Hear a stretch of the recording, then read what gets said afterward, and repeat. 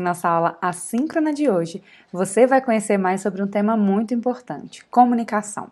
Nós vamos falar sobre o que é comunicação, a diferença entre comunicação e oratória, eu vou apresentar um modelo de comunicação e fatores que influenciam a eficiência da comunicação, além da importância da comunicação para as organizações. Vamos lá? De acordo com Robbins, nós levamos cerca de 70% do tempo em que estamos acordados nos comunicando. Nesse processo, a gente envolve escrever, ler, falar, escutar outras pessoas, o que mostra o quão importante é a comunicação para a vida humana como um todo. Mas se a gente for trazer esse processo de comunicação para a área organizacional, para a área do trabalho, a gente vai identificar que um levantamento realizado pelo LinkedIn em 2020, durante a pandemia, indicou que essa competência comportamental, essa soft skill, é a mais requisitada pelos empregadores. Isso envolve possivelmente a emergência, a urgência da necessidade de se trabalhar de maneira remota. As pessoas precisaram mudar a forma de trabalhar, pelo menos boa parte dos trabalhadores começaram a trabalhar de forma remota. Isso exigiu, além de flexibilidade e outras soft skills, uma boa comunicação. Então é importante a gente considerar que a comunicação é uma soft skill muito importante para outras soft skills. Como assim? Eu tendo uma boa comunicação, isso pode influenciar positivamente a minha liderança, já que a gente está falando do processo de influenciar outras pessoas, né, que também envolve persuasão. A gente pode trabalhar de maneira mais adequada uma gestão de projetos, uma gestão de pessoas, que são soft skills que são muito importantes também para o mercado de trabalho. Mas sendo mais específico ainda, quando a gente fala do conceito de organização, ele vai intrinsecamente falar de comunicação. A organização pode ser entendida como duas ou mais pessoas que trabalham juntas de uma forma estruturada para alcançar objetivos. Então, quando a gente fala de uma organização, a gente está falando de pessoas que se comunicam, que trocam informações para que consigam trabalhar de maneira conjunta, interdependente, isso, né, de forma estruturada, para alcançar os objetivos organizacionais. Então a gente pode colocar que não existe organização sem comunicação. Toda organização funciona a partir de bons processos de comunicação. Mas o que é essa comunicação? Você possivelmente já viu o termo comunicação junto com outro termo chamado oratória. Eles são a mesma coisa? Comunicação e oratória a gente pode chamar que é a mesma coisa? Na verdade, não. Quando a gente fala em comunicação, a gente está falando de um processo pelo qual a informação ela vai ser transmitida e compreendida. Isso acontece a partir do momento que a gente tem duas ou mais pessoas trocando essas informações. Quando a gente fala em oratória, a gente pode falar da arte de falar bem, com segurança e com propriedade. Óbvio que falar bem pode facilitar o processo de compreensão, mas não necessariamente vai fazer com que ele seja eficiente, efetivo e eficaz. Se a gente, por exemplo, está falando em um idioma com outras pessoas que não falam esse idioma, eu posso ter a melhor oratória do mundo. Eu não vou conseguir, possivelmente, passar as informações de maneira adequada. Então, a gente pode colocar que a comunicação ela vai além de saber falar bem, ela vai além da oratória. Envolve escolher os canais adequados para se comunicar, saber ouvir, saber compreender as informações que a gente escuta também, porque muitas vezes quando a gente fala em comunicação, as pessoas pensam muito, como a gente já trouxe aqui, a noção de oratória. Mas se comunicar não é só falar bem, como a gente viu. Também envolve a escuta ativa, também envolve saber ouvir, entender as outras pessoas. Mas a gente se comunica tanto, com tanta frequência, como a gente viu aqui, que muitas vezes a gente não presta muita atenção ao processo. Você já viu algum modelo que informe o processo de comunicação? É o que a gente vai falar aqui agora. Na verdade, um modelo clássico de comunicação foi proposto por Krause e Fussell em 1996, em que a gente vai entender cada um dos elementos que fazem parte. 2 pontos básicos são importantes da gente considerar. Para haver uma comunicação, se a gente precisa de duas ou mais pessoas, então a gente tem alguém como emissor e como receptor. O que acontece é que durante o processo de comunicação, há comumente a troca de lugares entre pessoas, de papéis entre as pessoas. Eu posso, em um momento da comunicação, ser emissor e logo depois me tornar receptor. Então é muito importante que a gente entenda esses dois lados da moeda, digamos assim. Quando a gente fala no emissor, que é o primeiro ponto do processo, se espera que esse sujeito ele consiga formular a mensagem, ou seja, na cabeça dele ele consiga, né, transmitir a ideia, o propósito que ele quer passar. Mas para isso ele precisa, além de formular essa mensagem, codificá-la, ou seja, transformá-la em símbolos, em signos, para que ele consiga transmitir a mensagem a partir de um canal de comunicação. A gente tem uma série de canais de comunicação. Alguns a gente se ajusta mais, outros a gente se ajusta menos. Por exemplo, tem gente que gosta muito de falar de maneira informal com as outras pessoas.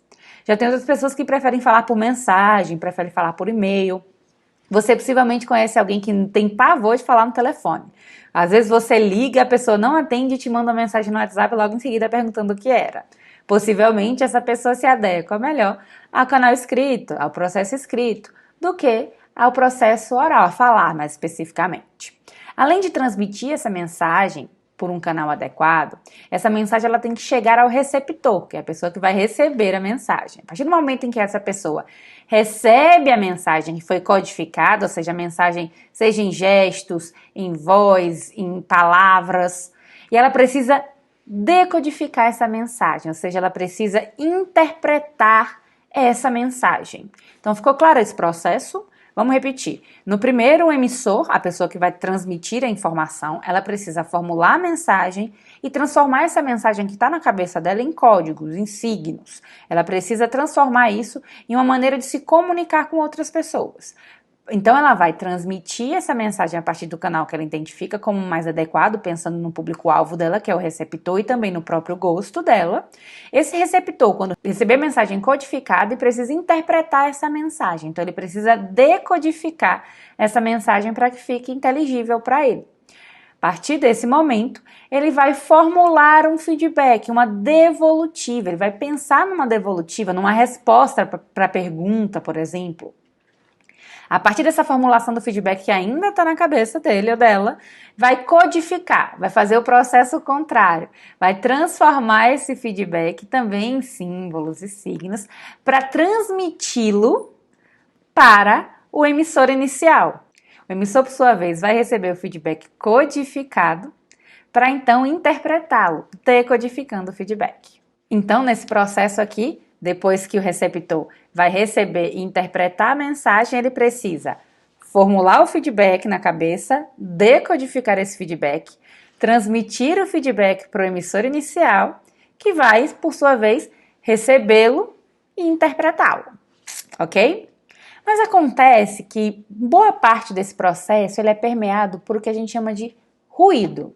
Você possivelmente já ouviu esse nome. Quando a gente fala em ruído, que é o último elemento do processo, apesar de estar em todas as etapas que a gente viu até o momento, o ruído, eles são aquelas barreiras ao processo de comunicação, que vai interferir negativamente no entendimento, na formulação, ou até mesmo na transmissão da mensagem. Essas barreiras podem ser psicológicas, sociais, estruturais. Por exemplo, o idioma, o sotaque pode ser um processo que vai dificultar, seja um problema de comunicação, problema na internet. Se eu estou conversando com você pela internet e a gente tem um problema de conexão, isso pode ser um ruído que vai cortar a mensagem, a gente não consegue receber, ou consegue receber em partes e não entende. Então, esses ruídos de comunicação, eles acabam tornando obscura a mensagem que vai ser destinada para o remetente, para o nosso receptor, e vai dificultar todo esse processo. Então, a gente precisa identificar possíveis ruídos no processo de comunicação para que a gente possa minimizá-los. Falando em ruídos, a gente também precisa entender fatores que vão impactar na eficiência da comunicação. Alguns pontos básicos, na verdade 4 desses pontos básicos, foram elencados por McShane e von Glinau para que a gente consiga entender melhor esse processo. Primeiro deles, para que a gente tenha um impacto positivo, se a gente tem uma eficiência na comunicação, a gente precisa que tanto o emissor quanto o receptor apresentem motivação e capacidade para se comunicar, por meio de um canal que eles identifiquem como mais adequado. Como assim? A gente precisa identificar o canal que a gente mais gosta, que obviamente faça mais sentido para aquela pessoa que a gente vai conversar ou para aquelas pessoas que a gente vai conversar, para que a gente consiga, na noção de capacidade, também transmitir essa informação. Pensa o seguinte, se eu fosse me comunicar com você e ao invés de estar gravando esse vídeo, ao invés da nossa aula síncrona também, eu mandasse cartas para todos os alunos da nossa turma. Não seria o canal mais adequado, certo? Talvez isso dificultasse até chegar à informação, quando a gente fala que vive no mundo VUCA, né, que tudo acontece muito mais rápido e que a gente precisa se comunicar mais rápido, esse possivelmente não seria o meio mais adequado. Mas eu preciso identificar o meio que eu mais tenho afinidade, para que eu tenha motivação para isso, mas esse meio também tem que ser muito importante para quem vai receber. E a gente precisa ter a capacidade de interpretar essas informações. Além de motivação e capacidade, um outro aspecto importante é que haja uma convergência, que haja uma similaridade entre os livros de códigos do emissor e do receptor. Como assim? A gente precisa, ou é ideal que a gente tenha de uma forma parecida, o mesmo idioma, que a gente utilize os gestos semelhantes, símbolos semelhantes, porque a partir daí a gente consegue uma maior acurácia e uma menor redundância, não precisa ficar repetindo, ou então alguém não precisa ficar perguntando, então é isso que você quis dizer. Pensa quando você está falando um idioma diferente do seu, que você não domina tanto. A pessoa fala uma coisa, você possivelmente para se perguntar, ou para perguntá-la, se é isso que ela queria dizer. Então, quando a gente tem um livro de códigos, quando a gente tem uma linguagem semelhante, isso facilita muito o processo de comunicação. Muito semelhante, mas tendo suas diferenças. Desse tópico 2, a gente tem os modelos mentais compartilhados. Se quando a gente está falando de código, a gente está falando de linguagem, os elementos ligados à codificação e decodificação do processo, quando a gente fala em modelos mentais compartilhados, a gente está falando de representações mentais semelhantes. Se a gente enxerga ou entende de processos de forma semelhante. Por exemplo, eu sou psicóloga e posso estar falando com você, estudante, de qualquer outro curso que não psicologia. Se isso acontecer, possivelmente nós temos modelos mentais ou representações de mundo relativamente diferentes. Isso pode influenciar esse processo de comunicação. Eu tenho que explicar alguns conceitos de uma maneira mais pormenorizada, assim como o contrário, você teria que me explicar também conceitos de uma maneira mais pormenorizada, por exemplo. É diferente se eu estiver conversando com estudantes de psicologia que já viram o assunto que eu quero abordar, o tema que eu quero abordar. Então, quando a gente tem modelos mentais compartilhados de forma semelhante sobre o contexto, o assunto que a gente quer abordar, isso facilita muito o processo. Mas é importante colocar que até na psicologia a gente tem tantas psicologias, tantas abordagens teóricas diferentes, que até esses modelos mentais podem não ser compartilhados dentro da mesma área. O último ponto importante para a gente falar sobre os fatores que impactam na eficiência da comunicação é a experiência do emissor em comunicar a mensagem. Então, quanto mais eu conheço sobre aquele assunto, quanto mais eu falo sobre aquilo, quanto mais eu conheço os canais de comunicação, mais fácil eu conseguir passar essa informação para o meu receptor. Pensa o seguinte, possivelmente você está lendo alguma coisa muito complexa e não está conseguindo entender.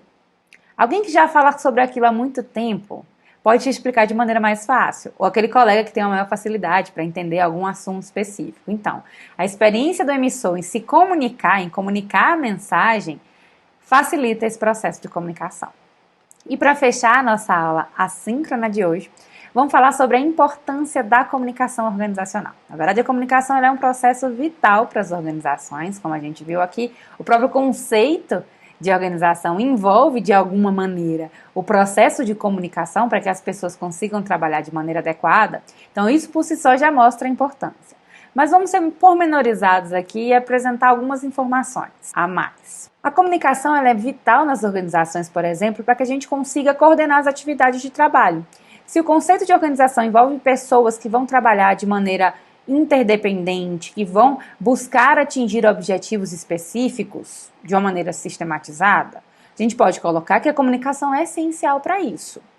Além do processo de coordenar essas atividades para que elas sejam feitas da maneira mais adequada, a comunicação também é essencial para o processo de aprendizagem nas organizações, principalmente para o compartilhamento de informações. Se eu não sei alguma coisa, eu posso perguntar para algum colega, eu posso ler algum manual que me informe, ver algum tutorial que me ensine a fazer algum elemento. Então, a comunicação é muito importante para a gente conseguir ter uma cultura de aprendizagem nas organizações. E esse conhecimento todo que é compartilhado entre as pessoas, essas informações que são compartilhadas, elas possivelmente vão auxiliar na tomada de decisão mais adequada, mais assertiva na minha organização. Também vale informar que a comunicação organizacional bem feita, ela vai auxiliar ao bem-estar do nosso colaborador. A gente já viu aqui que o ser humano é um ser social, que a gente precisa das outras pessoas para tanto identificar, conseguir entender quem a gente é, mas também para que a gente consiga manter vínculos que são muito importantes também para a nossa sobrevivência. Então, quando eu estou numa organização em que eu não sei alguma coisa, que eu pergunto para o meu colega e ele me auxilia, isso pode facilitar o meu bem-estar. Isso pode diminuir a minha ansiedade de realizar alguma tarefa, por exemplo. Então, uma comunicação bem feita, com o mínimo de ruído possível, pode facilitar esses processos. Um outro ponto que a gente pode colocar é que uma boa comunicação organizacional, querendo ou não, ela pode controlar comportamentos. Não de uma maneira aversiva, mas ela pode indicar o que deve ser feito naquela situação. E a partir daí as pessoas conseguem seguir as instruções e apresentar, por exemplo, um desempenho e resultado adequados na realização daquela tarefa. Elas conseguem internalizar os valores da organização e aí ter os comportamentos adequados. Na minha organização, por exemplo, mesmo que de uma maneira informal, as pessoas só consumam os nossos produtos, não consumam produtos dos concorrentes, o fato da gente se comunicar para passar essas informações é muito importante para manter a cultura dessa nossa organização. A comunicação organizacional também é muito importante para esclarecer o que deve ser feito, a qualidade, os pontos de melhoria, porque a partir do momento em que a gente dá feedbacks de maneira adequada, sejam feedbacks positivos ou até feedbacks, indicando pontos de melhoria, isso pode aumentar até mesmo a motivação dos nossos colaboradores. Obviamente que isso acontece quando a gente tem uma boa comunicação, quando a gente passa as informações de maneira adequada, assim como a gente está pronto para ouvir a resposta de quem recebeu o feedback. Não é só chegar e dar as informações, mas também ouvir, ter uma escuta ativa nesse processo. E por último, a comunicação também é muito importante para que a gente consiga expressar sentimentos e emoções. A gente consegue observar as expressões faciais, por exemplo, de alguém e identificar se essa pessoa está sentindo felicidade, raiva, medo. Então imagina num feedback. Você está apresentando o feedback para algum colaborador, para alguma colaboradora, e você consegue identificar, a partir da linguagem não verbal dessa pessoa, qual é o sentimento, quais são as emoções que essa pessoa está sentindo no momento em que ela está recebendo aquelas informações. Se você der um feedback positivo que era importante para aquela pessoa, ela pode estar muito feliz. Mas se você der um feedback de pontos de melhoria, um feedback negativo, dependendo de como você fez isso, a pessoa pode sentir raiva, ela pode sentir medo e uma série de outros sentimentos e emoções. Então a comunicação, tanto geral quanto organizacional, são essenciais para que a gente consiga realizar as atividades de maneira adequada nas organizações. Espero que o conteúdo tenha ficado claro para você. A gente se encontra na aula síncrona para aprofundar mais sobre o tema e tirar dúvidas. Até lá!